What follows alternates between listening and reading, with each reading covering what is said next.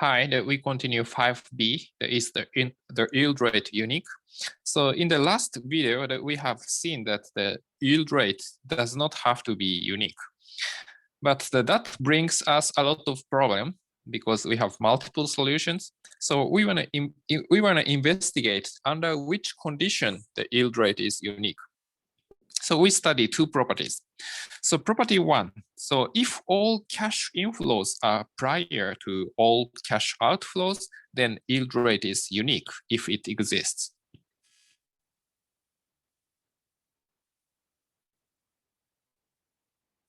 So the situation is in this time diagram. So all cash inflow followed by all cash outflow. So in this case, the yield rate is unique if it exists. So why this is unique? Because if I is okay, so at first we want to show that it exists, but the I may be negative, and so the proof sketch is the first step that I exists.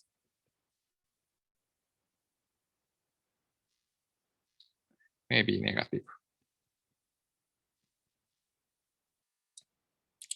So at first we think about the situation that I goes to infinity. Then what is the present value, net present value? Then if I goes to infinity, this yellow one, I mean the cash inflow is worth much more than the cash outflow because interest rate is going to infinity. So if you receive money before the payments that we have to make, then it's worth much more. Okay, so interest rate is infinitely large. So you receive first, then you win. So the NPV is the large positive value. And on the other hand, that we think about the I goes to -1 or negative 100%. So I goes to -1, then net present value is large negative value.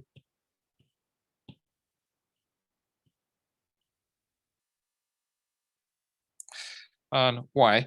Because the I goes to negative infinity. So that means that basically $1 becomes almost zero at time 1 after some time. Okay. So that means that even if you receive some payments, we have almost nothing. So it disappears after some time. Or we can say that the $1 becomes almost zero. So that means the V is equal to almost infinity. V goes to infinity, right? So 1/1 plus I is V. So I goes to -1, then V goes to infinity. So that means that this cash outflow is worth much more than this cash inflow because the time point is farther away. So NPV is positive. So there exists the in between that we have to have some I.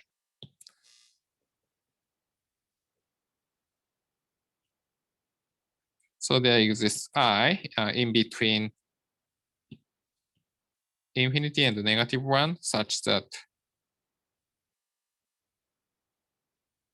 NPV is equal to 0. So at least we have one solution. And the second step, the I is unique.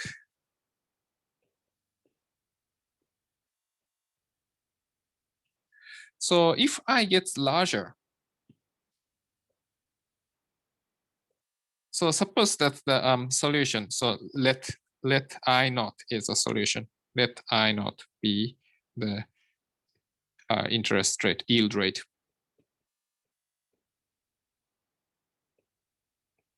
And if I is larger than I naught, then we accumulate more interest. So NPV becomes positive. So because the I naught, the interest rate of I naught makes the NPV is equal to 0. But if I is larger, what happens? So basically the cash inflow generates more interest than this cash outflow. So that means NPV becomes positive. On the other hand, that if I is less than I naught, what happens? Actually, this asset generates less interest than this payment. So that means the NPV becomes negative. It's not a good investment. So the I cannot be solution. So the I should be unique. If I is larger than I naught, it cannot be solution. Less than I naught, also it's not a solution. So we only have a unique I. So this is a proof sketch. So we don't really use the mathematical argument very accurately. So I would just say proof sketch, but basically this is the proof of this property. So if we see this cash flow, so the cash inflow, then cash outflow, or vice versa, then we can have a unique yield rate. So next property, property 2. So if the balance is always positive with internal rate of return I, then it is the unique IRR satisfying the I is larger than -1. So this is almost the proof sketch is almost the same as the previous one. So the situation is slightly more general. So the balance is always positive for some I. So for example, we think about this. So T is equal to 1, 2, 3, 4.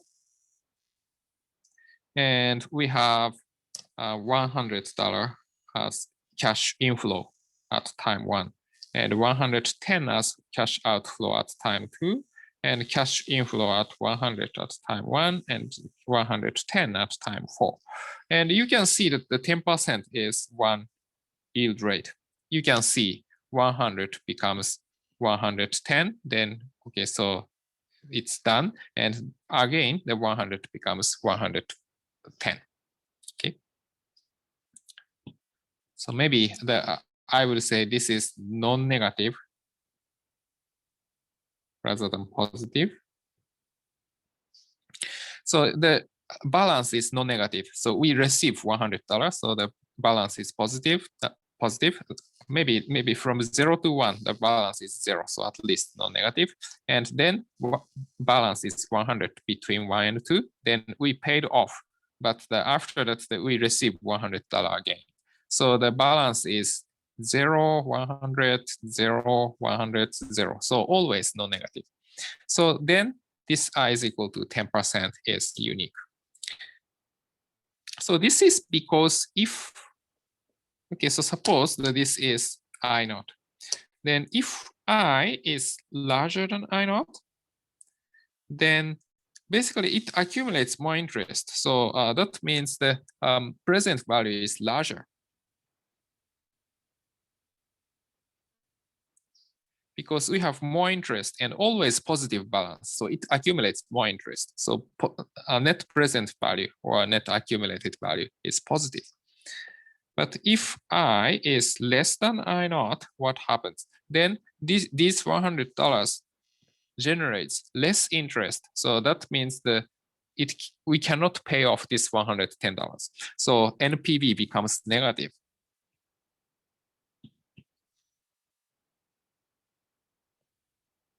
So that means in either case, it cannot be the yield rate. So yield rate should be the one unique number.